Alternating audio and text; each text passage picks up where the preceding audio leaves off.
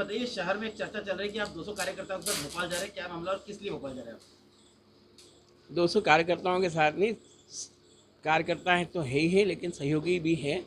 वो कहीं न कहीं माननीय मुख्यमंत्री जी जब बड़ौदा आए थे तो उस सभा के दौरान चर्चा के दौरान कहा गया था कि बहुत से कार्यकर्ता यहाँ पर नहीं आ पाए, या तो सूचना का अभाव था या प्रबंधन का अभाव था।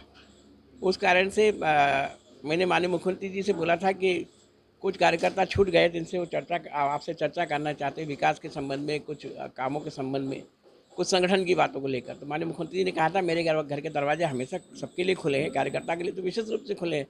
वो आना चाहे तो आ जाए, समय निर्धारित कर ले, मैं उनकी सबकी बात सुनूंगा। वो 1 तारीख को उन्होंने 5 बजे का समय दिया है माननीय मुख्यमंत्री निवास में। वहाँ हमारे कार्यकर्ता साथी जाकर, जो हाटपिपलिया क्षेत्र में कई भ्रामक स्थितियाँ बन रही है कि मैं कहीं न कहीं नाराज़ हूँ, मेरे समर्थक काम नहीं कर चर्चा रहे ये भी हैं। चल रही थी कहीं ना कहीं आपकी कांग्रेस से बातचीत चल रही मैंने है। कहा ना, जैसे मैं कह रहा हूँ कि मेरे कार्यकर्ता मैं नाराज़ हूँ, मेरे कार्यकर्ता नाराज़ हैं। हम माननीय मुख्यमंत्री जी को बताना चाहते हैं, हम उनके नेतृत्व में, पार्टी के नेतृत्व में काम करने के लिए तैयार हैं, पूर्णतः समर्पित हैं। जैसे पार्टी में कहा जाता है कि हर कार्यकर्ता के लिए काम के लिए पार्टी, तो हम अपनी पार्टी के लिए समर्पित है, करने के लिए तैयार हैं। ये हम मुख्यमंत्री जी को विश्वास दिलाना चाहते हैं कि उनके नेतृत्व में जनता उनके साथ है, हम भी उसमें कहीं न कहीं सहभागी हैं।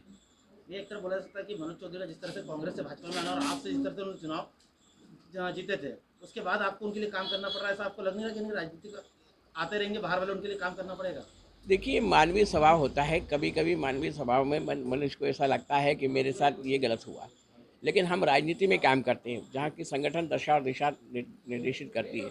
व्यक्तिगत रूप से मेरी नाराज़गी उस समय थी, संगठन ने लगातार मेरे से चर्चा की। भारतीय जनता पार्टी में ये सबसे अच्छी बात है कि यहाँ ब्लॉक से लेकर राष्ट्रीय स्तर तक का हमारा पदाधिकारी हमारे से बात करता है।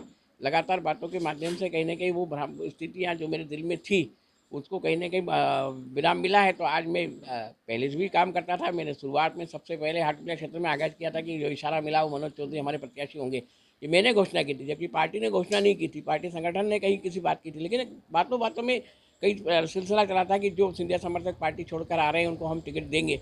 तो प्रथम दृष्टया हाटपिपलिया में भी ये तय था, तो मैंने खुद ने माना था। लेकिन कार्यकर्ताओं को साथ ले जाने का जो हमारा संगठन का प्रयास है उसमें कहीं ना कहीं बीच में जिसे कह सकते हैं कि तालमेल का अभाव था।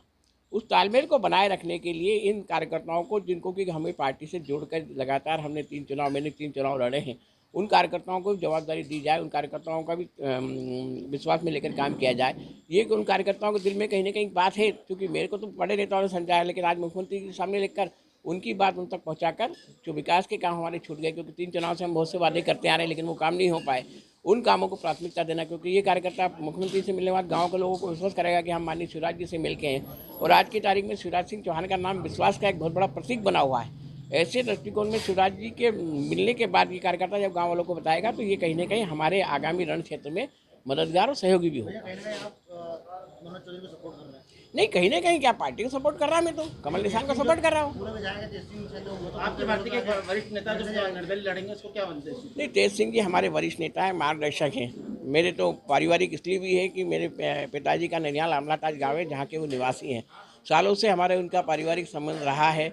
इस नाते से तेज सिंह जी ने किस संदर्भ में वो बात कही, अभी मेरी उनसे चर्चा नहीं हुई है।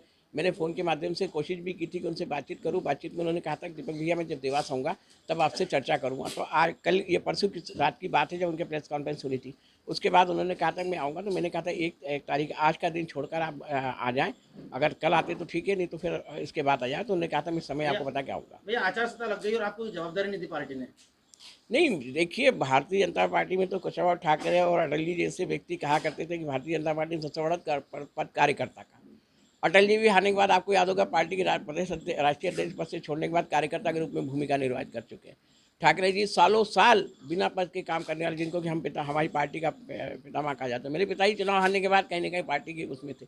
तो पद हमारे लिए बड़ा नहीं है, कार्यकर्ता का पद सबसे बड़ा है। ये हमारे अटल जी और ठाकरे जी ने कहा है। आज ये कार्यकर्ताओं को भी आप देखो ये पद विहीन है, लेकिन कार्यकर्ता लगातार ये मेरे साथ तो 3 चुनाव से काम कर रहे हैं, लेकिन बहुत से ऐसे जिन्होंने 5-5, 7-7 चुनाव, 8-8 चुनाव से काम किया है। तो कार्यकर्ता का पद हमारे बड़ा है, कार्यकर्ता का पद मेरे पास है, और उस कार्य नाते से पार्टी का जो निर्देश होगा उसका पालन मैं करूँगा। जिस तरह से आपने बताया कि अभी शिवराज जी से मिलेंगे, तो कहीं ना कहीं बोला जा सकता है कि दीपक जोशी वो नाम है जो मनोज चौधरी को जिताने की नैया पार करा सकता है। कितने वोटों से जिताएंगे उनको?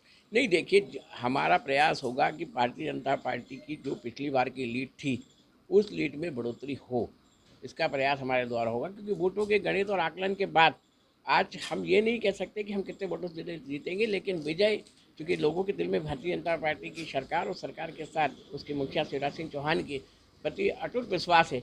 उस विश्वास के आधार पर हाटपिया क्षेत्र निश्चित रूप से भारतीय जनता पार्टी विजित होगी।